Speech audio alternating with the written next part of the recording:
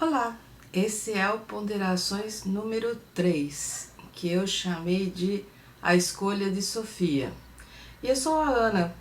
Para quem veio direto do cantinho da história para cá, esse é meu novo projeto e é um projeto menos voltado para historiografia e tudo que implica em questões de historicidade, temporalidade, e se centra em algo mais atual, que é discutir como pensamos, como se estrutura o nosso pensamento.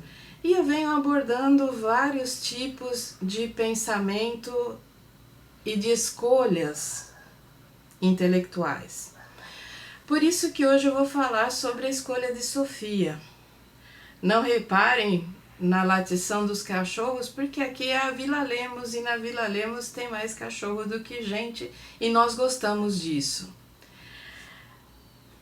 A Escolha de Sofia é um romance de William Styron, que foi publicado pela primeira vez em 1979. Logo depois já foi adaptado ao cinema e o filme data de 1982 e, se eu não me engano, foi que deu o primeiro Oscar como atriz principal para Meryl Streep. Ela já tinha ganho um de coadjuvante por Kramer vs. Kramer. E A Escolha de Sofia foi o filme que projetou Meryl Streep como atriz. Mas eu não quero falar nem do filme e nem do romance em si. Esse aqui não é um vídeo de avaliação literária, nem nenhum chamamento aos amigos e fãs da sétima arte. A questão é a seguinte: o que é A Escolha de Sofia? O romance foi tão impactante que, em língua inglesa, criou essa expressão que designa uma escolha entre dois termos impossíveis. Sofia é uma polonesa que se casou com um judeu e tem 2 filhos. Para ela, o Holocausto não é uma questão, tanto por ignorância quanto pela certeza técnica de que o fato dela não ter se convertido ao judaísmo e nem criado seus filhos como judeus não a torna uma judia. E essa é talvez uma das nuances mais interessantes de quando o pensamento totalitário se apossa de certos temas.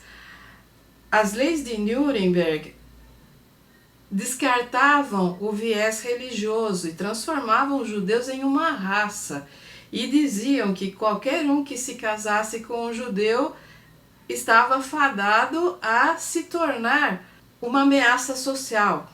Sofia foi presa, seu marido foi morto. Eu não vou entrar em detalhes, primeiro porque eu não li o romance. O que eu conheço de William Styron são as Confissões de Nat Turner.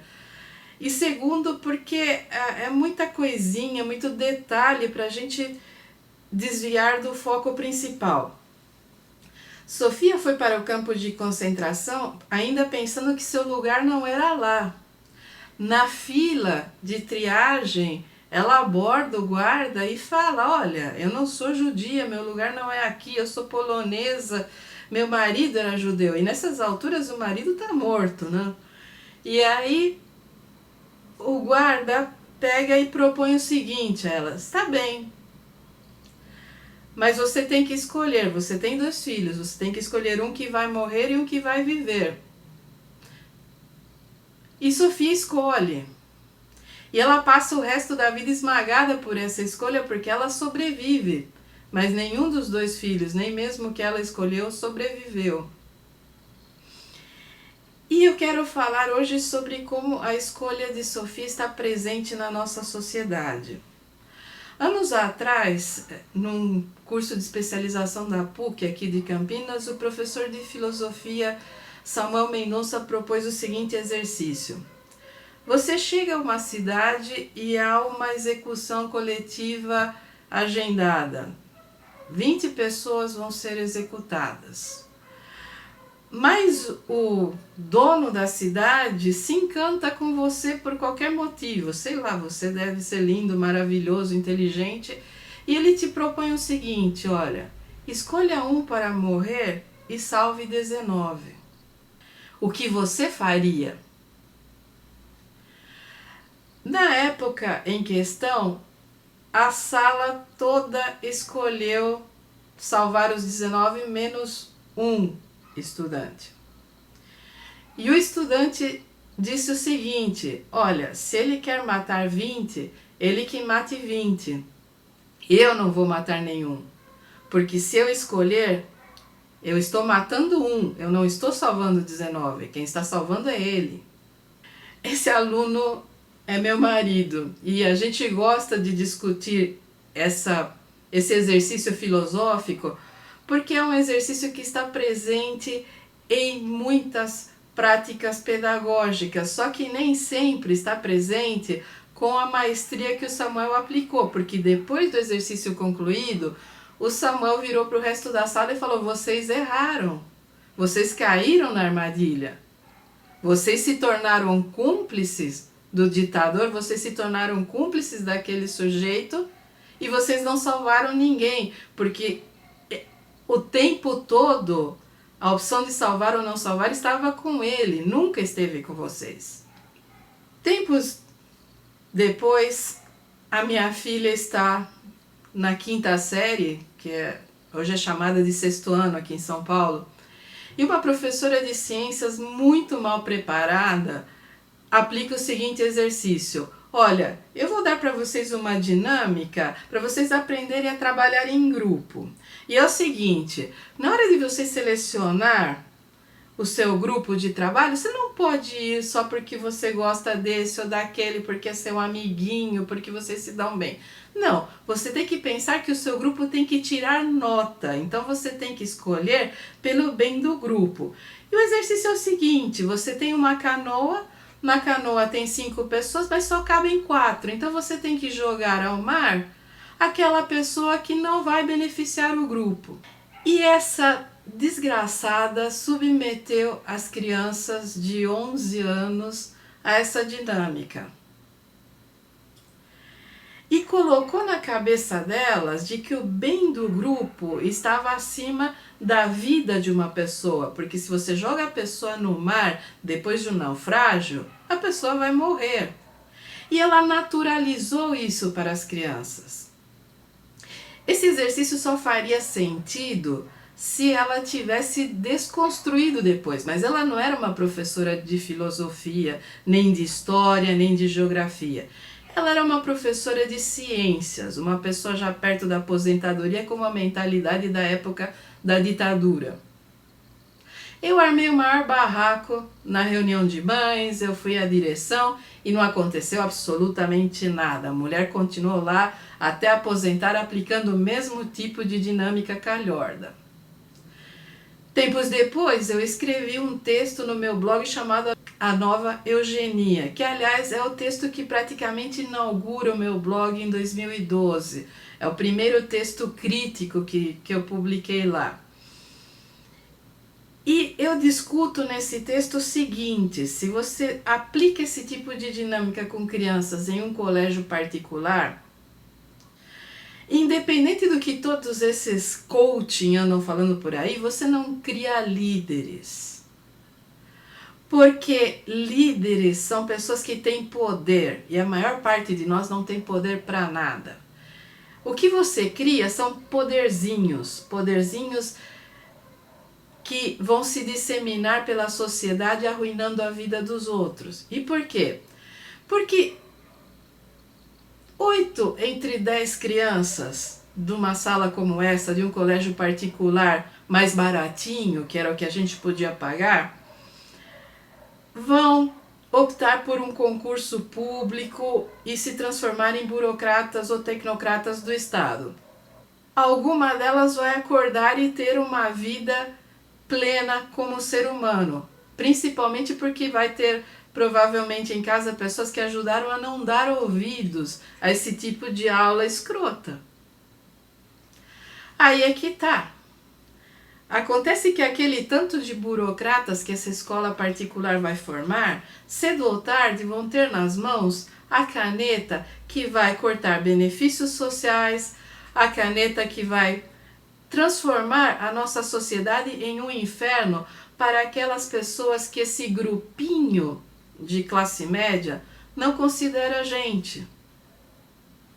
E a escolha de Sofia, proposta nos termos desse tipo de dinâmica, é que vai ter possibilitado uma ajuda inestimável nessa educação excludente.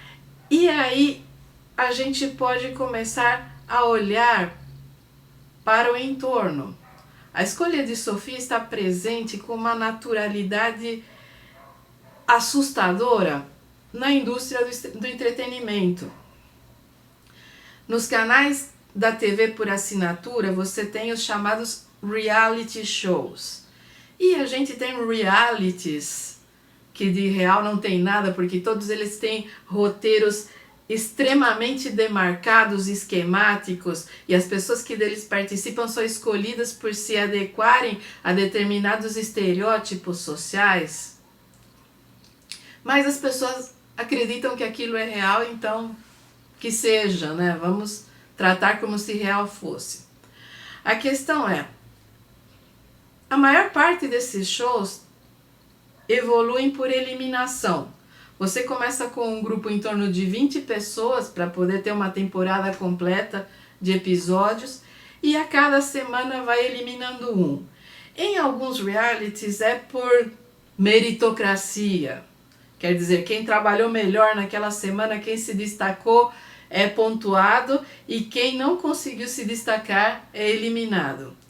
Em outros, o que existe são picuinhas e intriguinhas internas dos grupos que acabam determinando quem vai ser eliminado ou não. Ainda em outros, você submete a pessoa às provas mais humilhantes pela sobrevivência e vai descartando quem fica pelo caminho.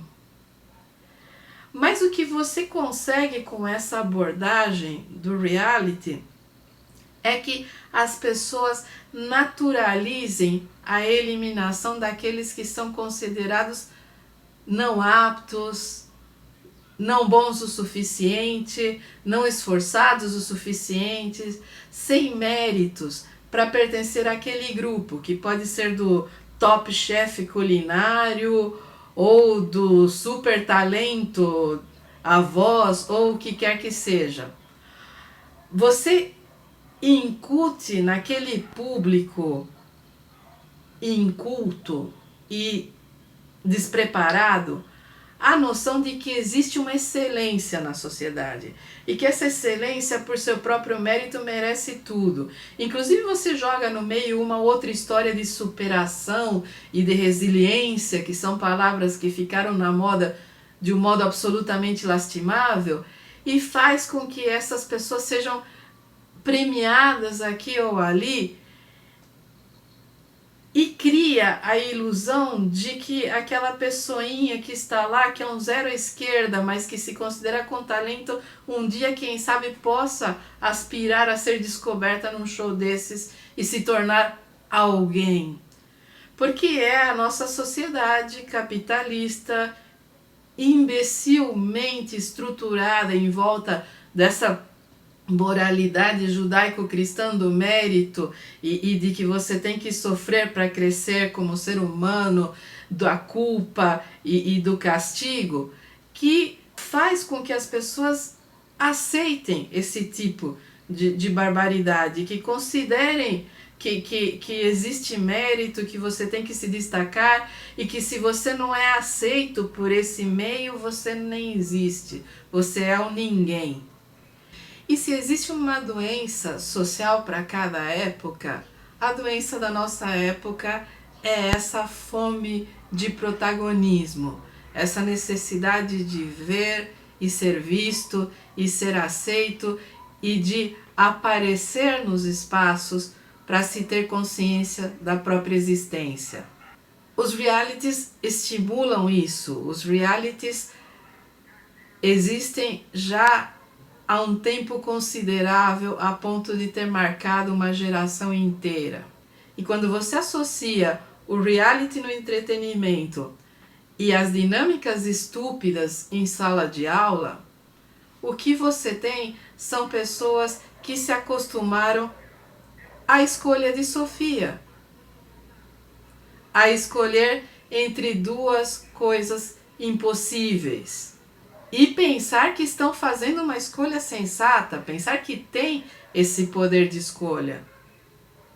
Pensar que existe um bem comum na sociedade, ou uma harmonia social, ou uma necessidade qualquer que implica em você eliminar outros seres humanos, quer seja fisicamente, como nos exercícios filosóficos, quer seja tirando dessas pessoas a oportunidade de ter uma vida minimamente aceitável, distribuindo o orçamento estatal entre sempre os mesmos daquela classe específica e deixando aos que sobram as migalhas.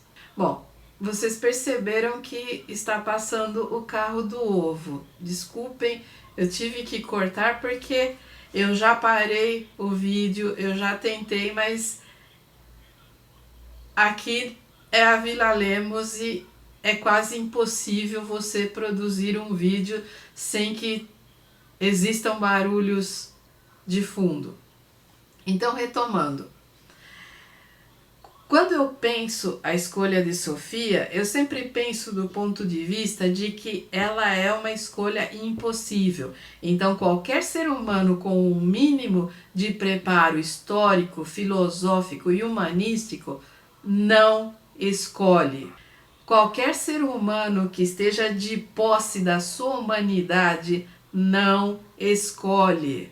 Você não diz: vou cortar esse benefício social e dane-se se vão morrer idosos de fome no campo, dane-se se crianças vão ficar sem leite, dane-se se pessoas da periferia vão ficar sem ônibus. Você não diz isso se você é um ser humano de posse da sua humanidade. Agora, se você é um ignorante educado em reality shows e pautado por uma classe dominante que pouco está se lixando por você, você escolhe. Mas você não está escolhendo. Quem está escolhendo por você é exatamente aquele grupo de pessoas que possui todos os instrumentos do poder, o poder político, o poder econômico e o poder social. Aquelas pessoas que estão ditando a escolha para você. Porque não é você que escolhe a escolha. A escolha é pautada para você, editada para você por um grupo de pessoas que está se beneficiando da sua burrice, ou da sua falta de empatia, ou da sua falta de capacidade de perceber os outros seres humanos como seus iguais, ou da sua fome de poder, da sua fome de protagonismo, daquela necessidade que você tem de se sentir melhor do que os outros. Que a sua religião alimenta dizendo que você é o escolhido por um Deus X ou Y, que a sua mãe ou sua avó falaram para você a vida inteira que você era especial, que você podia fazer o que quisesse na vida, e nenhuma delas atentou para o fato de que nós vivemos em um sistema econômico predatório e em uma sociedade estruturada para excluir. Então não, você não pode fazer o que quiser da sua vida, a não ser que você seja parte daquele 1%.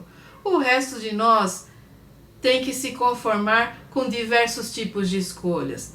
Algumas escolhas são relativamente manejáveis. Por exemplo, dentro da sua capacidade econômica, você pode escolher o que vai comer e o que vai vestir se não se deixar influenciar por modismos. Se você se deixou influenciar por modismo, você já não está escolhendo nada, a escolha está sendo ditada para você. Você pode escolher a profissão da sua vida dentro daquilo que a sociedade oferece para alguém que está no seu meio social e com a sua possibilidade de estudo. Pode um menino da favela entrar na medicina de uma grande universidade do país? Poder pode, pode até fazer um sacrifício sobre-humano e conseguir se formar nessa universidade. Mas essa não é uma realidade que está colocada para qualquer menino de favela. Você vai ter um que vai se destacar porque a família se sacrificou, porque encontrou alguém do outro lado que estendeu a mão e que permitiu que aquele talento aflorasse, e aquele menino vai trabalhar e dar um duro desgraçado para transformar alguma coisa que é 1% de talento e 99% de trabalho duro em um caminho profissional. Mas esse caminho profissional vai ser limitado sempre pela origem social, porque o modo como as pessoas olham para ele não vai mudar. E qualquer um que visita os portais e os comentários na internet sabe que nós estamos mergulhados em um poço de ódio e de preconceito social, e que as pessoas querem mais é que os outros morram. Mas isso não aconteceu da noite para o dia, isso aconteceu porque nós estamos sendo condicionados a fazer escolhas impossíveis. E está sendo tirada da escola a ideia de que a humanização é possível. A cada governador filho de alguém que resolve investir em português e matemática e retirar as outras disciplinas, você tem uma limitação humanística, porque matemática pode ensinar você a calcular, mas não ensina você a pensar. E português é sensacional desde que te ensinem redação e interpretação de texto. Gramática e ortografia não serve para nada se você não sabe ler e interpretar o texto. Se você não sabe escrever seus próprios textos e ter suas próprias ideias. E para isso você precisa de todo o resto da carga humanística na escola. Mas desde o golpe de 2016 para cá, a escola está sendo atacada maciçamente por um ministro de educação que não manda nada, mas gosta de falar, e por uma certa burocrata tucana que resolveu que a escola tem que ser privatizada e que a escola pública tem que ser esvaziada totalmente de qualquer conteúdo crítico. Então, dane-se filosofia, sociologia, história, geografia, artes, que são as matérias que vão te dar o conteúdo para ser um ser humano. O resto da escola vai te dar conhecimento, e olhe lá. O conteúdo humanístico é necessário porque nem sempre a pessoa tem acesso a isso em casa. Nem sempre a pessoa tem pais que se preocupam em comprar um livro, em levar ao teatro, ou levar a uma exposição de arte. Principalmente porque a maior parte das pessoas não tem dinheiro. Mas mesmo quando essas coisas são de graça, a televisão virou o entretenimento de uma boa parte dos setores sociais. E existe também aquela classe média absolutamente infame que no final do ano viaja a Paris e faz uma fila quilométrica no dia que o Louvre é de graça para poder postar no Facebook que foi ao Louvre, e jamais na vida entrou em um museu aqui no Brasil, jamais foi ao MASP, à Pinacoteca, aos museus de arte moderna ou de arte contemporânea, nem sequer aos museus históricos ou de ciências naturais. Porque não é chique, porque não dá status. Então, o conhecimento propriamente dito, o conhecimento que gera enriquecimento pessoal e humanístico do ser humano, não interessa para essa escola golpista. Como não interessava também na época da ditadura, como não interessava também quando os primeiros republicanos aqui na América Latina começaram a lutar por uma escola laica, universal e gratuita, porque esses são os valores republicanos. Qualquer outra coisa é perfumaria. A escola tem que ser 100% laica, ela não pode ter qualquer viés religioso. Ela tem que ser universal, ela tem que ser para todos. Ela não tem que ser por status ou por poder econômico. E ela tem que ser gratuita, porque é obrigação do Estado tornar seus cidadãos melhores. Não é um projeto pessoal, é obrigação do Estado republicano. Esses são os valores republicanos.